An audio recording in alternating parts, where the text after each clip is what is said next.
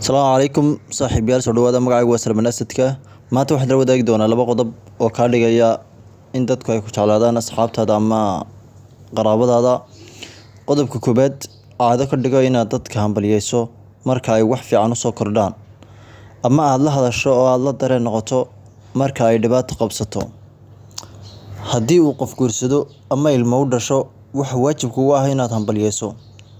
Hambalyeyntu waxay noqon kartaa adoo telefoon ama email ama warqad u dira, ama adigoo u taga qofka oo u sheega hambalyeynta. Haddii ay dhibaato la soo kulanto sida tacsiyo oo kale, iyana waxa muhiim kugu ah inaad la hadasho oo aad u tacsiyeyso qofkaas adigoo la damqanaya. Qodobka labaad, caado ka dhiga inaad la xiriirto asxaabtaada xilli kasta oo aad kala maqan tihiin. Salaan u dir, xataa haddii aanay jirin wax cusub oo soo kordhay. Aad ba mahadsantahay saaxiibayaal. Subscribe saar YouTube keena lana wadaaga asxaabtaada.